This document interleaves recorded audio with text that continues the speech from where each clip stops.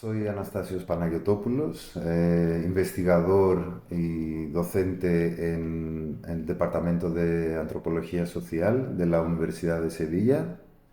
Y yo soy Luis Muñoz, también de la Universidad de Sevilla, en este caso investigador postdoctoral, con un contrato asociado de hecho al proyecto del profesor Anastasio Panayotopoulos.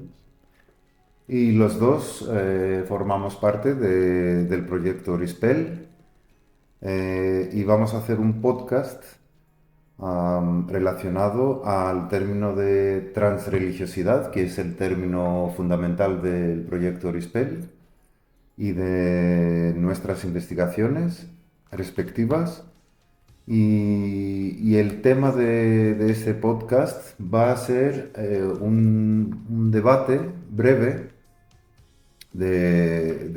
primero del término de transreligiosidad y intentaremos relacionarlo con el término de secularidad y postsecularidad, porque creemos que son dos términos que inicialmente se ven como opuestos, pero nuestra conversación va a intentar desarrollar un hilo que une o relaciona íntimamente estos dos términos que aparentemente son opuestos.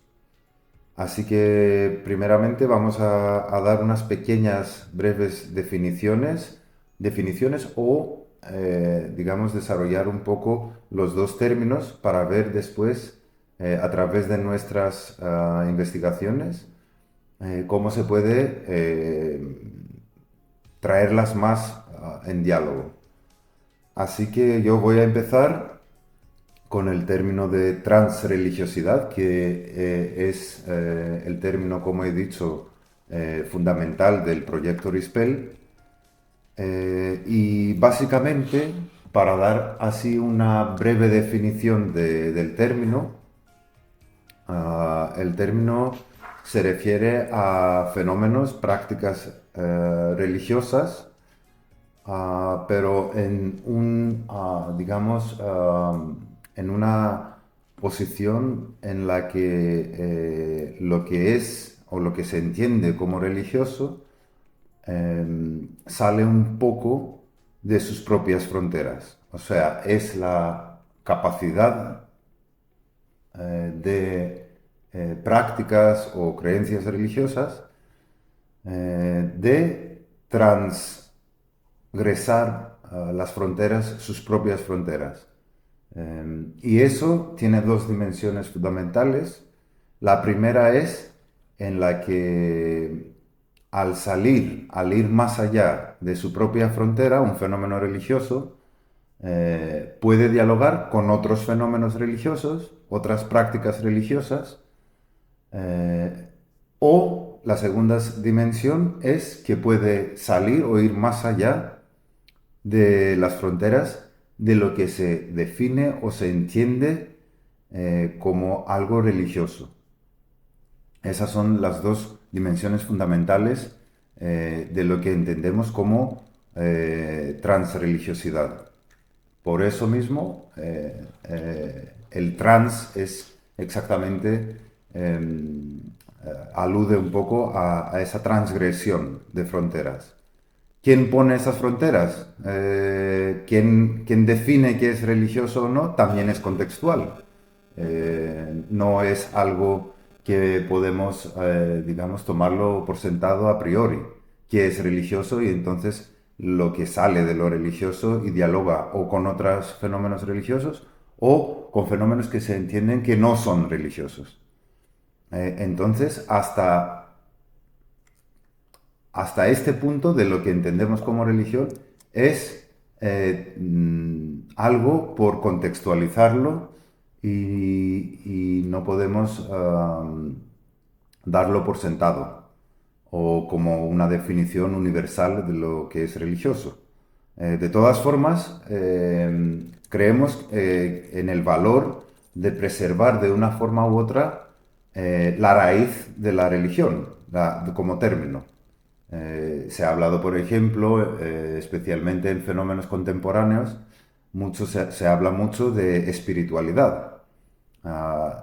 Y si es un término ético, un término etnográfico, entonces se toma así, como un término etnográfico, pero ya saliendo de lo etnográfico y sus posibles limitaciones, creemos que el término religioso, pero críticamente visto, aún así mantiene su valor. Por eso mismo, el término transreligioso conlleva, digamos, esa relación con lo religioso, pero al añadir el trans también no lo vemos como algo estático o como algo universal, y creemos que así logramos un cierto equilibrio entre usar un término analítico, teórico, que puede abarcar muchos fenómenos, pero a la vez respetar la sensibilidad al contexto y cómo el propio contexto da definiciones a lo que es religioso y lo que no es. Cierto es que al hablar de lo religioso habrá que tener una mínima definición, por muy elástica que sea. Y lo que hemos, por ejemplo, trabajado y tratado yo y Luis en una publicación reciente de lo paraantropológico, ahí también hemos intentado jugar, digamos, con una mínima definición de lo religioso. Y lo que nos ha surgido, digamos, y lo que hemos propuesto eh, es como una definición mínima y que se puede trabajar y desarrollar más, es la agencialidad parecida pero no idéntica a lo humano. O sea, ya que estamos hablando de transgresiones, creemos que en el entendimiento de lo que es algo religioso, puede ser muy útil entenderlo como una agencialidad que tiene cierta intencionalidad, afecto, intelecto, voluntad, que parece a lo humano, pero tampoco es lo mismo que lo humano. Y eso se puede referir a fuerzas, digamos, exteriores a lo humano, anónimas o con una identidad más concreta. Pero también, y eso creemos que se ve mucho en la religiosidad contemporánea occidental, fuerzas que son propias de lo humano, pero son inexploradas, digamos, son menos conocidas dentro de sí, son interiores. Aún así se mantiene esa mínima definición de agencialidad idéntica, pero no, perdón, parecida pero no idéntica a lo humano, tanto interior como exterior. Y ahora pasaremos un poco a hablar sobre el término de secularidad y possecularidad para ver cómo se pueden dialogar entre sí. Bueno, voy a intentar un poco seguir, ¿no?, este planteamiento que acabas de esbozar. Y como bien dices, que para hablar de posecularidad habría que hablar primero de secularidad y secularización. Y como ya es bien sabido, todas las críticas, ¿no?, que se le han realizado a la teoría de la secularización por diversas cuestiones. No quisiera detenerme mucho en ello, pero por señalar así quizás las más importantes, en este caso serían por un lado los puntos ciegos, ¿no?, que se le pueden señalar a la teoría de la secularización, ¿no? Una de las cuestiones, ¿no?, que se señalan constantemente es la eurosecularidad, ¿no?, como se hace un poco un paralelismo, una generalización quizás mejor dicho, como si todas las secularizaciones fuesen igual. Entonces se ha puesto de manifiesto que para empezar no se podría hablar de una sola teoría de la secularización, ¿no?, sino sería unas múltiples secularizaciones. Y por otro lado, quizá, que ha sido lo más a nivel teórico, más señalado, ha sido las críticas sobre el supuesto fin, declive de la religión, el supuesto desaparición, que la realidad pues, ha sido bastante contundente al respecto, poniendo de relieve, que no solo no han desaparecido, sino no es que se dé ahora un auge, pero sí una proliferación de múltiples expresiones religiosas que quizás no eran tenidas en cuenta por la incapacidad del propio marco de la teoría de la secularización, con una definición de religión demasiado a lo mejor institucionalista, un cristianocentrismo que impedía observar otras formas de expresiones religiosas que a lo mejor no se asemejaban a esa tipología de Weber con la iglesia secta, ¿no? Y que hoy día se rescata, por ejemplo, otros modelos de tipos ideales como el de Ernst Troeltsch, ¿no? Que ya hablaba de misticismo por fuera y por dentro de la iglesia. Entonces, al promover ese tipo de misticismo, de movimiento espiritual, que da opción a poder ver otras expresiones de religiosidad, espiritualidad, que hasta entonces no hubiesen sido capaces de recoger las herramientas analíticas de las cuales disponíamos, pues también pone más en cuestión ese marco de la secularización. Entonces, eso da pie a hablar de la possecularización y de la possecularidad. Possecularidad también no entendida como lo que va después de la secularidad, porque en el fondo no viene a ser como una especie de etapa posterior, sino es un análisis quizá que parte por un lado de una teoría social y de una filosofía política, pero a la vez también se intenta convertir en una categoría descriptiva de lo que está sucediendo. No se trata ni tampoco de sepultar todo lo que han aportado los marcos de la teoría de la secularidad, pero sí ser conscientes de que quizás se ha hecho demasiado hincapié en esa supuesta división entre lo religioso y lo secular, cuando hoy día ya somos más conscientes de que no se da esa especie de bunkerización de conceptos tan exagerados como se hablaba antes, pero que no quiere decir que ahora sí y antes no se daba, sino que quizás antes no se observaba o no se podía analizar de manera tan clara. Eso no quita que aparte hoy día se den también estrategias de secularismo por parte de las instituciones religiosas que juegan con, que sí que se podríamos estar hablando de una etapa posterior de possecularización. Entonces, por eso digo que por un lado estaría esa especie de possecularidad como teoría y contexto de possecularidad o possecularización como proceso en el cual también se da un intento, ya no solo a nivel analítico, sino también en la propia práctica de agentes religiosos y no religiosos, de entrar en diálogo para ser capaces de convivir, y ya no solo convivir como agentes separados, sino que, y ahí es donde creo yo que es pertinente la idea de transreligiosidad, cómo se diluyen esas fronteras también en la propia práctica. O sea, a veces con una gente, cuando una gente deja de ser religioso para ser secular, si la propia institución a la que pertenece tiene una base religiosa, pero a la vez unos objetivos seculares, y viceversa, ¿no? O sea, entonces, en esos casos, que no sé si la palabra es hibridación, pero bueno, no, creo que sería más disolución de categorías analíticas que quizás se nos quedan ya demasiado obsoletas en el sentido de que son demasiado estrictas. Lo transreligioso nos permite esa fluidez que a veces se da en las identidades, en las prácticas, en las epistemologías incluso, ¿no? Que tanto dentro de la ciencia para analizar la realidad como en la propia realidad para comprender el contexto se están dando esos juegos, esa negociación, esa construcción de puentes entre diferentes modelos de pensamiento que no son tan dicotómicos como se ha presupuesto durante tanto tiempo con la idea de lo secular y lo religioso. Entonces, así un poco por resumir y con unas palabras de Rafael Ruiz Andrés, lo possecular entonces hace referencia al análisis de las relaciones entre religión y modernidad a partir de la constatación de la persistencia, reformulación o resurgimiento de la religión en la esfera pública, tras ese proceso de secularización que hablábamos antes, así como la necesidad de una mayor conciencia de las interrelaciones entre las fuerzas religiosas, seculares y humanistas que actúan conjuntamente.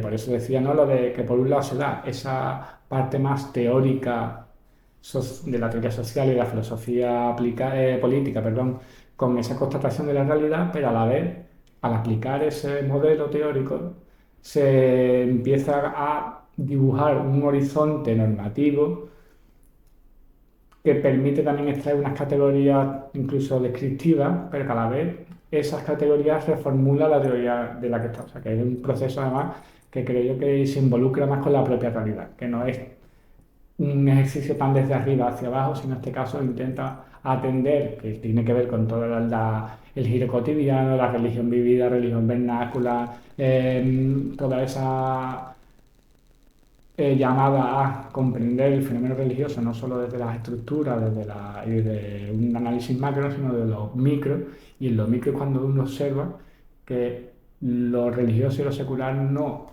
viven en esferas separadas, sino que se perpetúan en el día a día y se interrelacionan constantemente.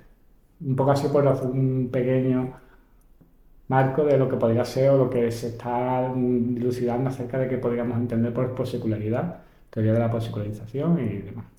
Bueno, ahora vamos a concluir un poco con el debate un poco más general y siguiendo el hilo de donde lo has dejado, yo quería ver un poco unos puntos críticos o zonas grises, por llamarlas así, que exactamente se dan en el entendimiento y en el marco del trans, ¿no? De la transgresión. Porque para mí lo que queremos evitar, por ejemplo, con ese entendimiento de transgresión, es un entendimiento de posmoderno.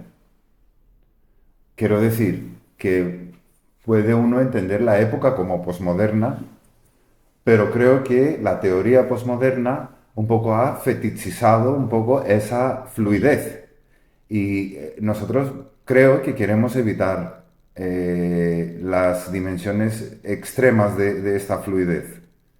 Eh, y yo sobre esto eh, quería, digamos, comentar en la que eh, los fenómenos transreligiosos, si uno lo piensa en la disciplina de la antropología o de las religiones comparativas, eh, o sea, en el estudio comparativo de las religiones, siempre ha estado ahí. Eh, el paradigma etnográfico de que otras culturas no entienden la religión como nosotros, como un marco bien definido que se relaciona pero también se contrapone de otros marcos, por ejemplo, la función del Estado, ¿no? La antropología desde casi su inicio, y diría yo que ha sido fundacional de la disciplina de la antropología, es, en gran parte, es el entendimiento de que la religiosidad no es aplicable como la entendemos en otras culturas. Y se ha hecho el argumento fundacional, como digo, antropológico, de que fenómenos religiosos en otras culturas pues son mucho más imbricados en la vida cotidiana, secular, como la entenderíamos nosotros, y no tan bien definida.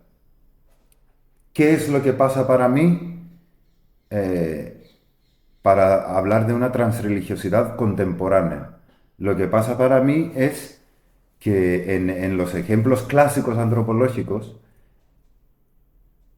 y eso también es una cuestión de terminología, en muchos ejemplos se parte del entendimiento de que ni siquiera hay una palabra para la religión. Lo que creo que es diferente, digamos, en la era contemporánea, es que ya hay entendimientos, hay un vocabulario práctico y teórico, no entre nosotros los académicos, pero en la sociedad, que sí que hay fronteras. Ahora, si no se han establecido con la rigidez que se creía que se había establecido, es otra cosa. Pero ya la gente exactamente juega con esas fronteras porque ya están ahí, por muy problemáticas que sean. Entonces, lo que es religioso, lo que es secular, está ahí, pero también se transgrede. Y esa es la gran diferencia para mí entre los ejemplos clásicos de antropología de la religión, donde se encontraba en contextos y fenómenos que ni siquiera se hacía una definición clara o estricta o parecida a la europea occidental de lo que una cosa puede ser religiosa o no. Y creo que tenemos que mantener, digamos, ese entendimiento de fronteras. Tampoco se pueden diluir del todo, porque los propios sujetos etnográficos contemporáneos hacen referencia a esas fronteras. Y para la transgresión de fronteras ahora viene de ellos. Digamos, los nativos no hacían ninguna transgresión. La transgresión era en nuestra mente analítica académica, que veíamos que algo que nosotros le creamos fronteras, pues ellos no la crean. Pero aquí el propio sujeto etnográfico es parte de esa transgresión. No es solo un entendimiento analítico. De todas formas, también quiero, digamos, mantener un entendimiento de lo secular bastante conservador. Puede sonar así. ¿En qué sentido? Yo lo secular lo entiendo también como un marco de relación entre lo que se puede definir religioso y no. Una relación entre fenómenos religiosos y el Estado. Y aunque en la práctica eso digamos, está pasando por un cuestionamiento muy grande, también yo quería un poco, digamos, mantener ese marco. ¿En qué sentido? En el sentido de que analíticamente nosotros a lo mejor nos parece muy atractivo cuando la gente va más allá de lo secular, va más allá de las religiones institucionalizadas, pero justamente por eso esas prácticas también hay que examinarlas, qué posición tiene con relación al Estado. Y como lo secular para mí tiene dos dimensiones, lo institucional, que es muy importante, pero también lo privado. En las investigaciones que estoy haciendo, y creo que tú también, bueno, tú a lo mejor es un poco diferente, hay una ausencia de institucionalización y están dentro de un marco privado.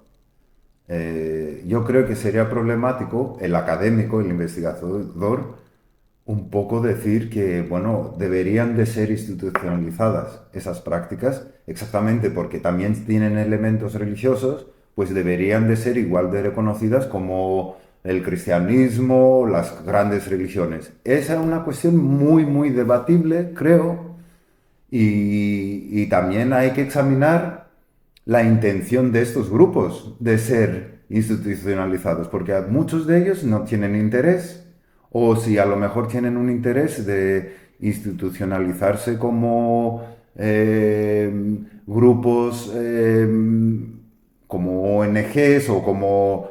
no es automático que estos grupos quieren ser reconocidos como religiosos. Porque también es exactamente, como has dicho tú, el giro terapéutico. No saben o no sabemos exactamente si se quieren definir estrictamente como algo religioso o como algo terapéutico o como cualquier otra cosa. Muchos de estos grupos, por ejemplo, en lo que yo he mencionado de constelaciones familiares, creo que están muy cómodamente donde están. Y lo que es un marco secular. Están en su vida privada, hacen sus sesiones, no hay una centralización de esta cosa, no hay, digamos, un centro de constelaciones familiares como si fuera el Papa y manda, envía los órdenes y como, ¿no? El dogma. Sí, sí. Entonces, es una cuestión abierta. Algunos grupos de ellos seguramente que están en un intento de institucionalizarse, pero eso hay que examinarlo, no es una cosa... Y yo creo que el marco muy general de secularización es útil. Todavía. No es para tirarlo en la basura. No, Yo, por ejemplo, yo no quería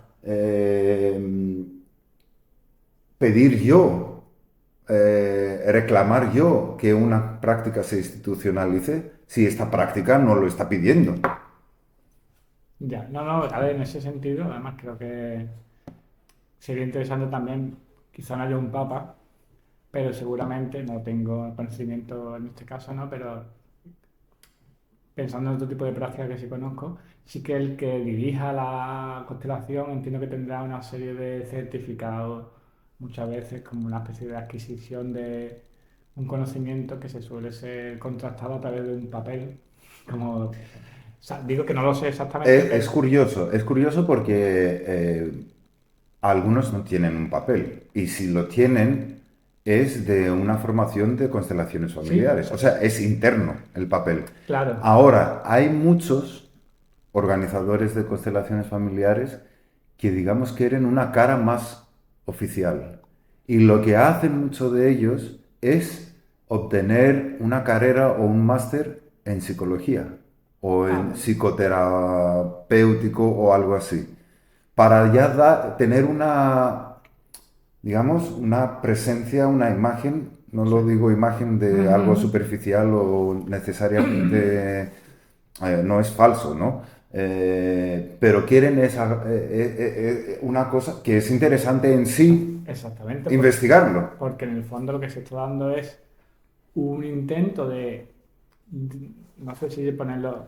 este término de diálogo, porque quizá no sea, pero de convivencia entre lo que sí se concibe como algo científico, en este caso yo tengo un conocimiento, pero que parte o que una base viene también de un conocimiento académico, un conocimiento, en este caso, por el lado de secular religioso, ¿no? O sea, en el fondo, y se está dando y también en prácticas, en este caso, tradicionales religiosas, psicoterapeutas, psiquiatras, psicólogos, profesionales que también tienen un rol en el tema de la práctica religiosa católica. Entonces, al final, dirige este taller de no sé qué de emociones dentro del catolicismo, pero alguien que da parte psiquiatra. Entonces, que eso es algo que quizás es interesante verlo, como tú dices, no es que o sea, creo que la teoría de la posecularidad no quiere quitar la terminología que se viene usando, sino ser crítico con la teoría de la secularidad como tal, no con los conceptos y con las ideas y con todos los aportes que han surgido, porque en el caso que estamos hablando los dos, sí que vemos esa utilización a veces no sé cómo era, el prestigio de la seguridad que te puede dar un conocimiento científico a la vez, como si utilizáramos racionalidades científicas a la vez que con otro tipo de racionalidad religiosa, espiritual, por así decirlo. Entonces están actuando a la vez.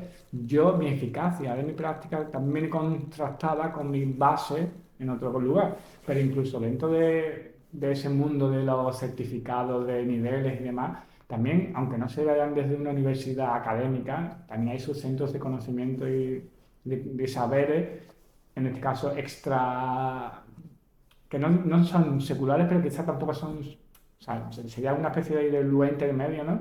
Que también certifican tu manejo y tu habilidad. O sea, las lógicas pueden ser parecidas y ahí es donde están esos límites, esas transgresiones, ¿no? Pero que como pacientes que acuden también necesitan esa seguridad. O sea, todos miramos siempre, ¿no? Cuando vamos a algún sitio, esa especie de reviews que tiene opiniones, ¿no? Del lugar, pues en este caso, a veces para que haya eficacia en la práctica también tienes que tener una predisposición a que esa persona tenga unos saberes que sabe manejar. Y ahí es donde quizás es interesante hablar de la idea de, ¿no? De post-secularidad y de transreligiosidad. Y lo veo muy claro en eso, en lugares como en donde hice la autonografía durante 5 años, que hoy día sigo ahí asistiendo, ¿no? El Centro Arrupe.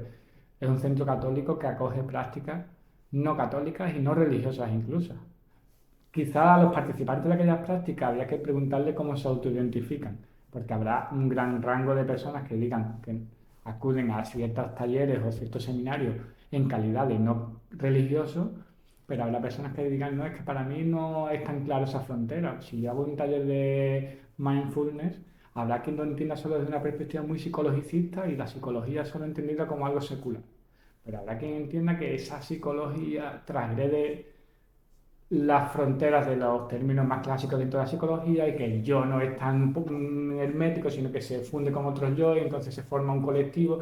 Entonces, es que incluso en las mismas prácticas habrá distintas maneras de autoconcebirse y donde una práctica pueda ser vista como muy secular, pero a la vez por un otro agente que esté en la misma práctica lo entienda como una manera de poner en práctica su dimensión espiritual, aunque sea solo la etiqueta taller de mindfulness. Pero luego lo curioso es que como gente que incluso participa en las prácticas más de corte psicologicista o New Age, que también se puede dar por fuera de este centro, también luego participan de prácticas católicas. Y es donde estoy poniendo este ejemplo porque es que conozco, pero sé que se da en otros lugares, otro tipo de buscadores, de peregrinos, de believers but not belongers, que en el fondo voy a decir pululan, pero no, transitan, mejor dicho, transitan prácticas que visto desde nuestras categorías previas, quizá lo hubiésemos, o sea, lo hubiésemos puesto en cajones muy diversos, pero desde la propia realidad no hay tal barreras a veces entre esas mismas prácticas, porque una, la raíz, la ancla en una institución religiosa tradicional y la otra esté al margen y a veces incluso autorreclamando la no identificación con los religiosos. Los no religiosos, claro, porque quizá para ellos, desde una concepción de la religión como concepto bastante anclado a lo institucional, a lo dogmático, a la no autonomía del individuo, y entonces surge esa idea de la espiritualidad como subjetivación, como experiencia, pero desde un esfuerzo analítico como aquí estamos proponiendo en el proyecto de Respect, ¿no? Podemos ver muchísimos paralelismos entre los sujetos y entre las prácticas, y ahí es donde creo que más se puede ver esa especie no de disolución de fronteras, sino, bueno, es que muchas veces las fronteras han sido imaginarias por nuestras categorías, o eso se acaba incluso reificando en la realidad, y los propios actores han asumido ciertas categorías para distanciarse, y ahí es donde entran en juego las estrategias de secularización, a veces por parte de prácticas religiosas, o al contrario, para tener ciertos privilegios por el marco legal que haya en el país, comunidad autónoma y demás, intentar adscribirse a veces a ciertas asociaciones de corte religioso o al revés, ¿no? En este caso, o incluso con la cuestión de la salud, si yo mi práctica la asocio a una cuestión terapéutica, habrá lugares donde no me dejen porque las restricciones legales serán muy grandes, pero si yo lo pongo en una página de aplicación como servicio de terapia, seguramente quien vaya a buscarme me encontrará. Y entonces, como también a veces se negocian ese tipo de autoidentificaciones por cuestiones más de estrategia. Y hay un texto muy certero bueno, de las que he citado, de Mónica Cornejo y de María Blasque, el secularismo estratégico, que se centra en el catolicismo español y cómo a veces se, se invisibiliza la cuestión religiosa en ciertos eventos o manifestaciones, por ejemplo, las manifestaciones pro vida contra el aborto, no es que se disfracen, pero se apaga un poco la simbología religiosa y se intenta como una manifestación secular contra ciertas prácticas que atentan contra los derechos humanos y contra la lógica, bueno, que digamos adscriben más a un lenguaje secular y al contrario, prácticas que a día de hoy, aunque son de herencia católica, como puede ser la cabalgata de Reyes en Sevilla o la Semana Santa, pero que el paso de los años ha acabado, creo yo, extrayéndolo un poco de su contexto religioso y hoy día creo que es más una festividad, un ritual, en este caso la cabalgata, ¿no? Que se ha ido secularizando, pero hoy día vuelven a querer activar, en este caso no se hace la estrategia de invisibilización, sino de hipervisibilización de los símbolos religiosos. Y en este caso no estoy hablando desde la práctica, la experiencia, sino desde más de una lógica institucional, ¿no?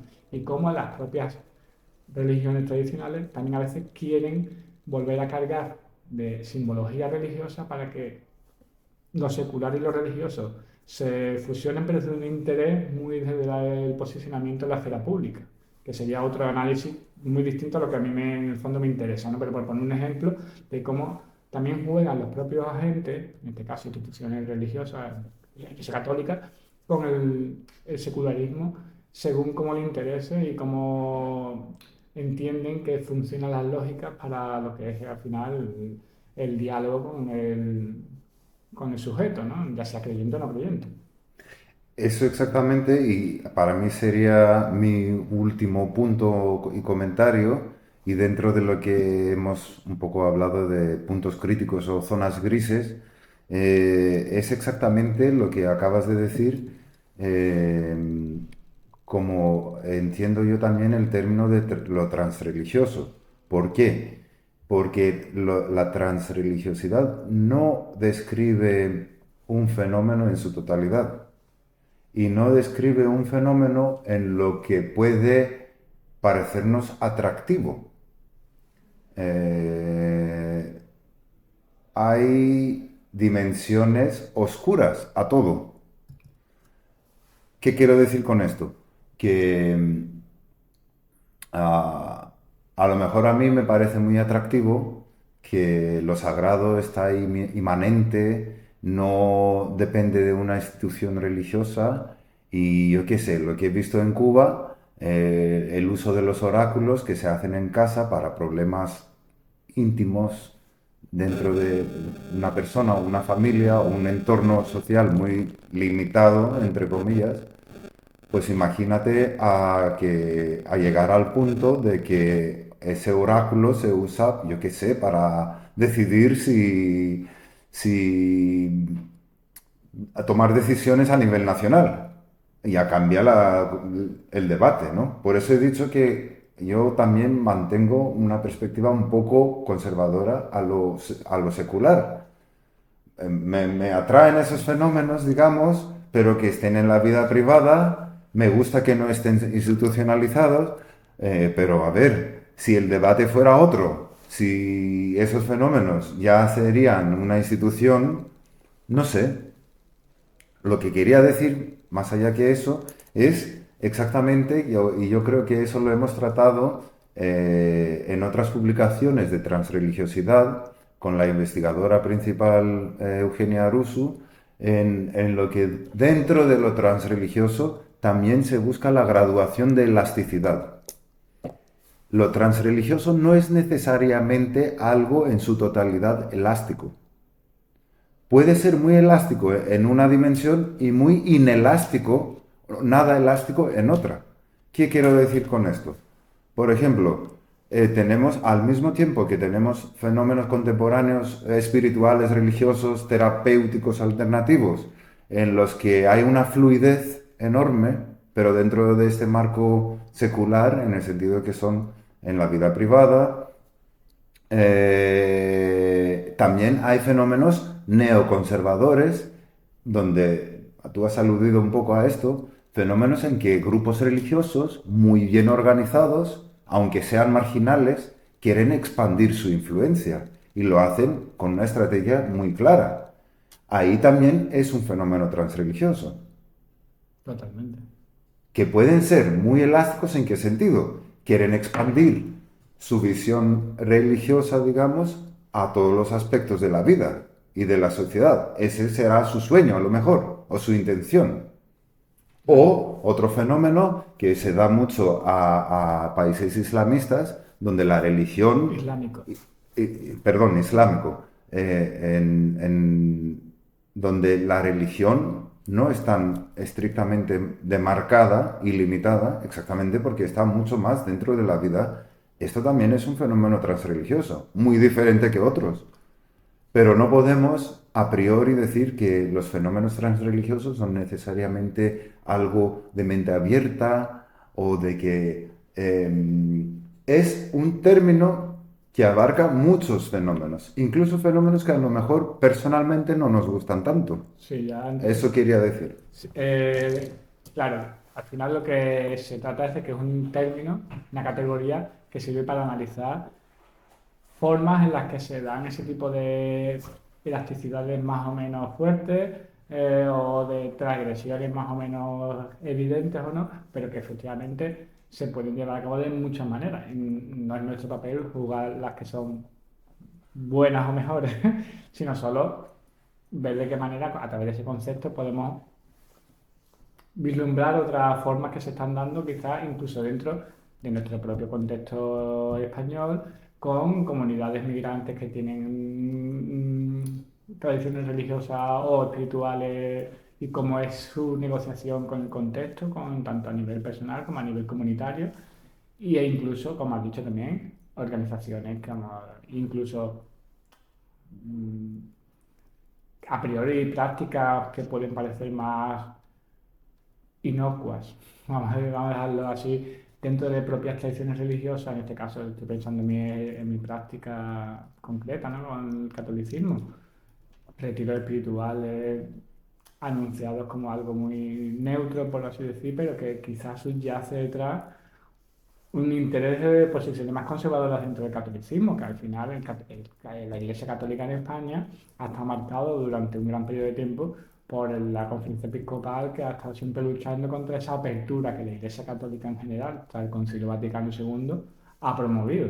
Y eso se ha dado en muchísimos niveles en España, tanto a nivel institucional, como digo, con los puestos de poder, como a nivel de la formación de jóvenes sacerdotes diocesanos, institución que corre a cargo de la Conferencia Episcopal y que ha derivado en una creación de una ideología bastante conservadora dentro de un gran grupo del catolicismo español. Eso hoy día se da como esa especie de minicisma, ¿no? Que habla un autor, que ahora mismo no recuerdo el nombre, que se da dentro de España entre aquellas posiciones más conservadoras y más progresistas, y quizá todo este ambiente más, no sé cómo denominarlo, pero vamos a decir, más postsecular dentro del catolicismo se asocia quizá más a las posiciones más progresistas. Abro comillas, claro que no quiere decir que sea así tal cual, pero también dentro de los movimientos más neoconservadores, o sea, neoconservadores intentan adentrarse en esa especie de, como decía antes, espacio en el cual, siendo yo católico, quizás no tan cercano a lo que es la práctica más institucional, dogmática, me apetece también trabajar mi interioridad y mi dimensión espiritual. También se está intentando apropiarse a veces con esa idea de la transreligiosidad. Uno puede también atender a ciertos lugares, aunque su propósito o su movimiento inicial no sea desde ese lugar. Y lo que hablaba antes de la estrategia, en este caso no de estrategia de secularismo, sino más podríamos hablar de estrategia de la posecularidad y cómo también se dan esos juegos, ¿no? Esas utilizaciones a veces bastante... bueno, eso es todo.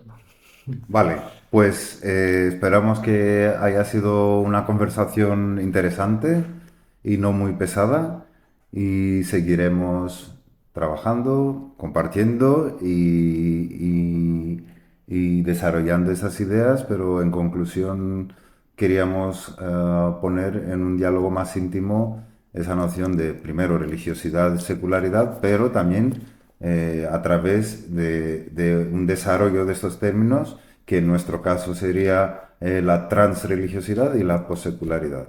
Muchas gracias. Saludos. Bueno, ahora vamos a proceder un poco a hablar un poco de las dimensiones de investigación de cada uno. Para hacerlo un poco más concreto, lo que estamos hablando, selectivamente, porque no tenemos tiempo de describir y desarrollar toda nuestra investigación, yo brevemente quiero decir que mi pasado investigativo ha- se ha desarrollado en Cuba sobre las religiones afrocubanas. Y son religiones que, aunque a nivel institucional no tienen un arraigo institucional, no tienen una presencia muy institucionalizada, y podría decir que hasta especialmente en la época de la colonia, pero poscolonialmente también, han sido bastante marginalizadas, pero a la vez su poder social es muy grande. Y uno podría decir que hoy en día casi son aún más populares que antes. No voy a entrar en el por qué, o por qué yo creo que es así, pero son religiones que tienen un origen africano debido a la esclavitud que hubo en la época de la colonia y la presencia muy fuerte de personas de África siendo esclavos en Cuba, y se han desarrollado ciertas tradiciones que tienen que ver con diferentes partes de África dentro de Cuba, ciertas tradiciones que hoy en día, digamos, abarcan esas experiencias, esas creencias bastante diversas en Cuba. Y son religiones politeístas, y una cosa que creo que es importante, son religiones que, digamos, lo trascendental es a la vez inmanente. No son religiones que lo divino está muy lejos de lo humano, es múltiple y presente. Y dialoga con lo humano para ayudar a lo humano a resolver problemas cotidianos mediante rituales donde la adivinación predomina como, digamos, la parte diagnóstica del problema, y después rituales de sacrificios o de iniciación a estas tradiciones para, digamos, sellar o encontrar ya, después del diagnóstico del problema, solucionarlo.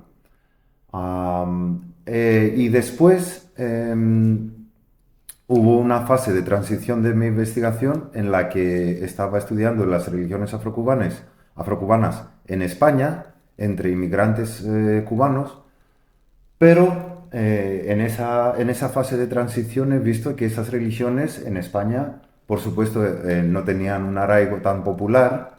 Era un fenómeno primeramente de inmigrantes cubanos aquí, pero lo interesante, lo que me ha interesado a mí, lo que me ha llamado la atención, es que mucha gente que no eran cubanos, eran españoles, por ejemplo, acudían a estas religiones, pero no exclusivamente. Ellos tenían un abanico muchísimo más amplio en España, en terreno español, un poco de experimentación de religiones o prácticas New Age, como se llaman, espirituales, contemplativas. Entonces, la propia religiosidad afrocubana dentro, en el marco español, era una pequeña parte y quizás también bastante estigmatizada, porque mucha gente la entiende como magia negra o no sé qué, pero los que acudían a ellas también acudían a muchas más cosas. Entonces empecé a interesarme de este fenómeno, digamos, un poco más europeo, más contemporáneo en este sentido.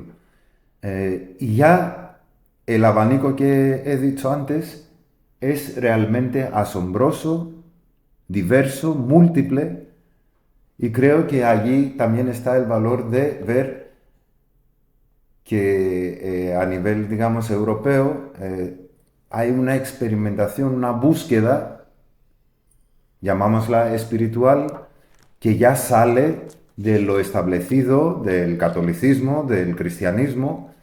Sale, pero no de una manera necesariamente de oposición o contra el cristianismo, contra el catolicismo.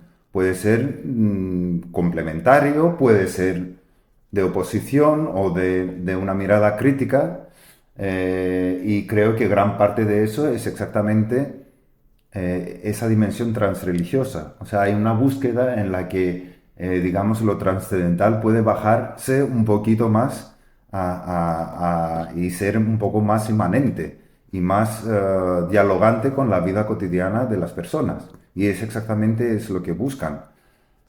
Yo voy a dar un ejemplo en el que menos religioso suena.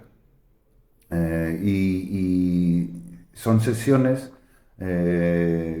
las llamadas de constelaciones familiares, en las que uno aparentemente lo podría describir como un fenómeno psicológico, ¿no? O una práctica psicológica, aunque a lo mejor no sea reconocida, digamos, oficialmente como en lo que es normativo dentro de la psicología. Y en estas sesiones, que principalmente se organizan en espacios privados, pues se forma un grupo de los participantes, y se forma una dinámica en la que entre desconocidos surge un tema de una persona en concreto, en la que tiene dudas, tiene problemas y no sabe cómo superarlas. Y se forma una dinámica en la que personas toman roles del entorno familiar de esta persona por la que se hace la sesión y por el asunto concreto que tiene esta persona. Y lo interesante para mí es que estas personas, entrando en esta dinámica, digamos, sienten como los familiares o las personas conocidas, íntimas de la persona para la que se hace la sesión. Y empiezan a surgir mensajes en los que se supone que los demás no conocen, y a mí me ha recordado mucho las sesiones de adivinación en Cuba, donde exactamente pasaba algo muy parecido, con una gran diferencia en la que, digamos, el especialista ritual en Cuba es el que emite los mensajes oraculares. En este sentido, que me parece aún más interesante, es que personas completamente laicas, no iniciadas, sin previa experiencia, de repente, tomando esa posición de empatía, pero sin mucha información sobre la otra persona, pues empiezan a emitir mensajes en las que la persona percibe que han sido ocultas y que surgen en ese momento, en esta dinámica. Entonces, para mí, ese breve ejemplo, esa breve descripción de las constelaciones familiares, es que ya es muy difícil eso enmarcarlo como un fenómeno religioso, pero algo hay ahí, unos elementos que sí, que lo hacen dialogar con fenómenos religiosos. Y para mí, creo que en los contextos, digamos, europeos, exactamente es que lo sagrado, entre comillas o fuera de comillas, es parte de la búsqueda. En Cuba, por ejemplo, todos esos mensajes oraculares que salen ya se identifican con ciertos espíritus, ciertas divinidades que aparecen, digamos, como algo ya preexistente. La cuestión no es encontrar lo sagrado, sino cómo lo sagrado se relaciona con lo humano y lo cotidiano. En el contexto europeo creo que hasta lo sagrado es parte de la búsqueda, porque exactamente se abre a fenómenos y a prácticas que hasta ahora no eran tan comunes, y entonces ahí está, digamos, esa dimensión transreligiosa. No se puede poner en un marco muy estricto si estamos hablando de una práctica religiosa o no, pero que ya estamos buscando elementos religiosos y transreligiosos que van más allá de lo religioso y dialogan con, como he dicho antes, con lo externo y lo interno. La interioridad de la persona, pero también la exterioridad. Y ahí paro yo. Pues si quieres yo, antes de comenzar con lo mía, intento unir con una cuestión además que creo que aunque no se haya dicho explícitamente, sí que tiene que ver en todo el marco que ha dibujado, ¿no? Que sería esa importancia de las espiritualidades terapéuticas, ¿no? En el fondo, quienes asisten, entiendo, a estas constelaciones familiares, también van un poco motivados por esa necesidad de sanar cierta, no sé, no lo conozco mucho, pero intento, ¿no?, hacerse en eso, la necesidad también de sanación, ¿no?, de búsqueda de bienestar que se da en este tipo de prácticas, de nuevas espiritualidades, a veces llamadas también, pero que quizá haya sectores dentro de las propias prácticas que no les gusten asociarse con esa categoría de espiritualidad o religiosidad. Entonces, a lo mejor pues, lo entienden de otra categorías, ¿no? En este caso lo nombro porque quizás en mi caso, en mi etnografía, también subyace ese que lo han llamado el giro terapéutico, ¿no?, que se ha dado en todo este tipo de prácticas, que también se ha no solo concentrado en ese nuevo auge de prácticas alternativas, de prácticas de espiritualidad New Age, de espiritualidades o prácticas neochamánicas y todo ese tipo de contextos más afuera de las instituciones religiosas tradicionales en Europa, sino que también se está dando un proceso dentro de las propias instituciones religiosas, en este caso el cristianismo, en particular el catolicismo, que es a lo que me he dedicado últimamente a etnografiar y a investigar, ese interés que quizás siempre ha estado, pero desde otros enfoques, ¿no? De hecho, hay textos muy interesantes de Mónica Cornejo y María Blasca al respecto, ¿no?, de ese paso de la mortificación del alma a la búsqueda de bienestar, que también se está dando dentro de la propia Iglesia, que tiene también sus propios procesos asociados a relecturas y revisiones que se han hecho dentro de la institución católica, y que es algo que hoy día, pues a mí, digamos, me llama la atención, y tras haber hecho un proceso autoetnográfico en una práctica que se daba en un centro, el Centro Rupe de Espiritualidad Ignaciana, pues lo que me interesa a día de hoy es etnografiar esas prácticas que podríamos llamar postseculares dentro del catolicismo.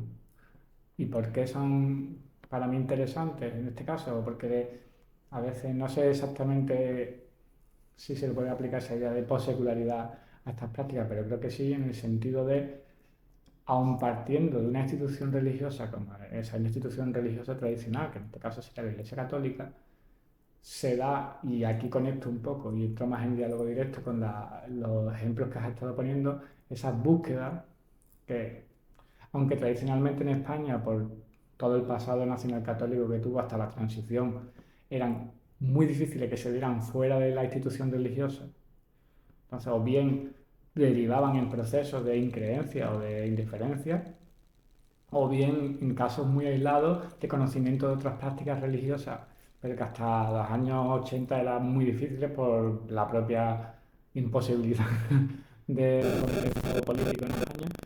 Hoy día, si bien muchos de esos procesos de búsqueda derivan en alejamiento de la institución religiosa, no sé si, de aquí es donde se inserta un poco mi investigación, hasta qué punto la Iglesia Católica ya se dio cuenta de este tipo de fenómenos de emergencia de nuevos sujetos creyentes con unas demandas espirituales distintas a las tradicionales, o quizá que la propia Iglesia no atendía las demandas espirituales en cuanto a un deseo de sentido existencial y se acabó mayoritariamente las prácticas religiosas católicas insertando un modelo muy vacío a veces de contenido, de semántica espiritual. Hoy día lo que sí observo es un florecimiento de prácticas que intentan atender a este nuevo sujeto. Bueno, no quiero decir que sea nuevo sujeto, porque en el fondo creo que siempre ha persistido ese sujeto, pero que hoy día es más visible esa necesidad a veces ante quizás las situaciones de crisis que se han dado en contexto mundial, que si crisis de 2008 económica, que si luego crisis sanitaria del COVID, que hoy día la inestabilidad sociopolítica, que todo el mundo, pues eso también hace que haya una mayor mm, inquietud, y a veces esas inquietudes no han tenido espacios dentro de la propia institución. Desde hace unos años proliferan todo tipo de prácticas que guardan una relación muy fuerte con las semánticas de la New Age, por ejemplo, como se han llamado a veces ese tipo de prácticas, y con ese tipo de búsquedas de una inmanencia, aunque la Iglesia Católica evidentemente el cristianismo, que per se es muy trascendental,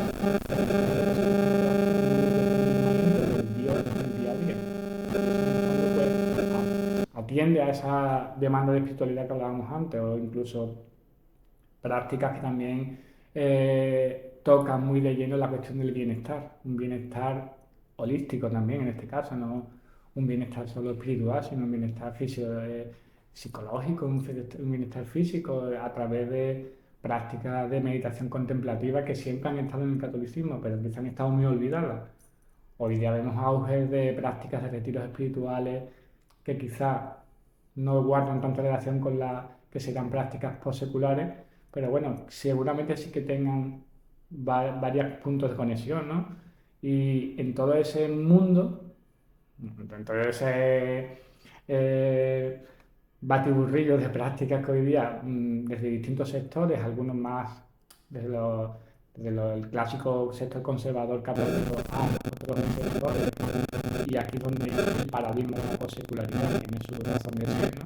El de descubrir y describir la pluralidad de voces seculares y religiosas. En este caso, a mí lo que me interesa es intentar radiografiar o intentar registrar esa pluralidad de voces que se dan dentro de la Iglesia Católica y cómo desde distintos lugares se atienden a lo que algunos autores han llamado un anhelo o nostalgia del origen, que diría Joan Prat, pero que sí que se puede, ante una, a lo mejor ante una, no voy a decir una única, pero ante una especie de anhelo de sentido de espiritualidad más general, sí que se da una multiplicidad de expresiones religiosas, que aquí es lo interesante de la teoría de la postsecularización, cómo hay que fragmentar, igual que se fragmenta la propia práctica, las propias categorías heurísticas, esos modelos analíticos, para no quedarnos en modelos tan dicotómicos a veces o tan restrictivos, y que la transreligiosidad, por ejemplo, pueda facilitarnos, ¿no?